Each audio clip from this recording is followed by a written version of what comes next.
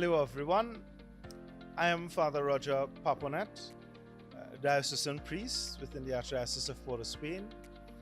I've been appointed for at least 3 years now as the judicial vicar, and I also operate the parish of San Rafael at present.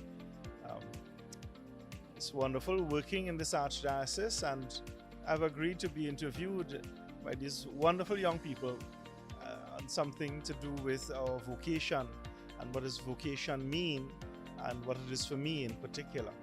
I'm more than happy to spend the time and to share with you my own perspective on it, my own take from my own heart, what these things mean and what it should mean for each and every one of us. When we speak of vocation, the classical definition is that of a calling. And of course, it's what has God called you to, ultimately. And so there's a deep understanding that our life itself, each and every one of us, there's some particular purpose for our lives, some particular direction that we ought to take, some particular work that we must be involved in, something that makes sense to us, that brings passion, that brings a sense of rightness. And when we speak of vocation, it can be such a wide area. And each person is unique, and as everyone is unique, so too is that call that resonates deep within our very hearts as to what it is we ought to be involved with, what we ought to be doing, and what God has really called us to participate in. And for me, I believe deep within my heart from very young, I felt deeply called by the Lord Himself to service, to love, and to work particularly within the priesthood. And so each person, it's a different type of call, a different type of way of expressing this that resonates within their heart. And I suppose many people may ask, do you actually hear a voice? It's not a physical voice, of course not. But it makes sense. As I said, it resonates deep within you. I don't have to pretend, I don't have to put on. I love what I do. It makes sense. It gives meaning and purpose and passion. I love being there for people. I love putting myself in a position where I am totally disposed to the will of God.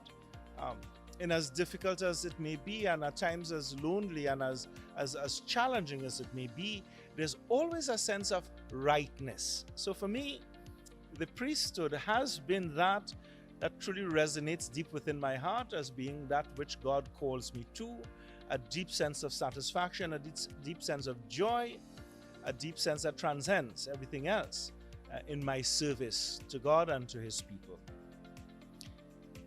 The biggest superstition about priesthood and vocation, the vocation to the priesthood, I think many people may see it as only sacrifice. That's one of the superstitions, many of the superstitions.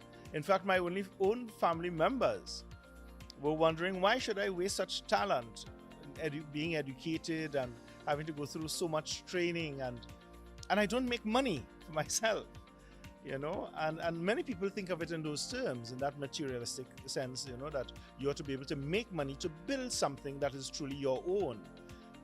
Of course, it's not true, because we do know so many people who have more money than they can ever spend it within their own lifetime, and they're not happy, and those around them are not happy, and they ensure that they make others unhappy. In fact, the truth is, when one finds deep within them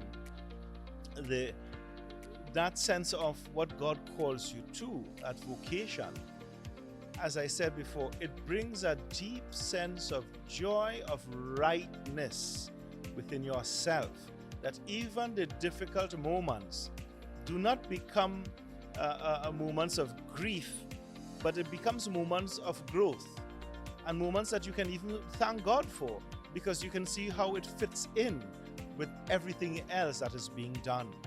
And so that is a myth that it is only about suffering, it's only about giving up, and that you don't receive. You receive far, far more than you can ever desire. Again, so when we speak of choosing a vocation, that can be a little bit difficult to understand. Is it that I chose, or was it chosen for me? In a sense, I think it is a bit of both. God doesn't at all force anyone down any particular path. However, He does invite. And He invites us in many ways to be able to fulfill that which we were created for, that which our hearts really were meant for. What made me choose? I think the various circumstances in my life and the ability to discern within my heart what was taking place. And I can see in the way in which I interacted with family members, with friends, with people in church, that there was a niche there, there was a place there, I was at home there. I can be myself. It stretches, it challenges, it rewards. It's a deep, deep sense of growth, and that growth is always there. And so deep within my heart, I struggled, and I journeyed, and I discerned, and I had help. Others around me were able to read and to understand my own journey, and to be able to confirm for me that they believe indeed that the Lord wants me to serve in this area.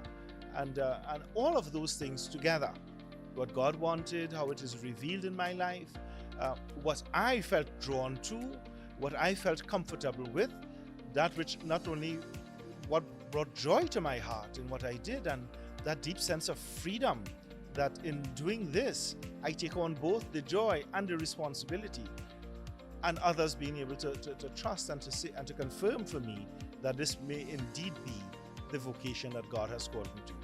All of those factors together allowed me to be able to choose and to embrace and say, yes, my heart has been prepared for this. I am happy, I am at peace. I feel a sense of rightness with this vocation. I give them the same advice that I myself received. Seek within your heart. Journey within your heart. Speak to the Lord. Don't be afraid. Ask the Lord to open the path before you. Help you to discern the various moments of your life. And also do not be afraid to ask others to journey with you, to help you discern. At the end of the day, others can help. They can point, they can advise. Sometimes we may choose without having to do all of those things, and we may choose wrongly. We may choose something that we like, but perhaps may not necessarily be where the Lord really wants us and where our hearts are truly at home. And so I would advise persons, first of all, never be afraid if God is calling you. Never be afraid. Do not think of others and compare yourself with anyone else.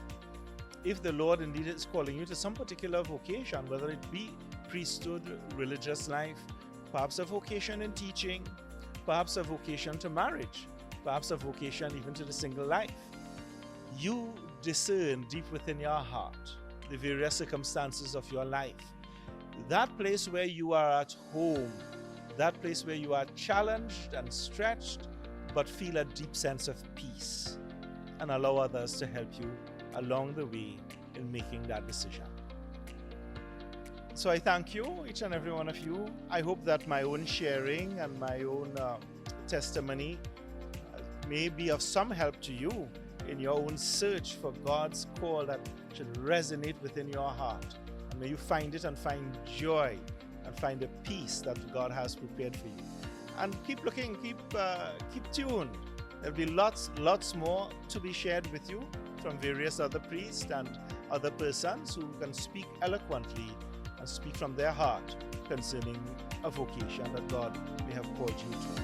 God bless you all.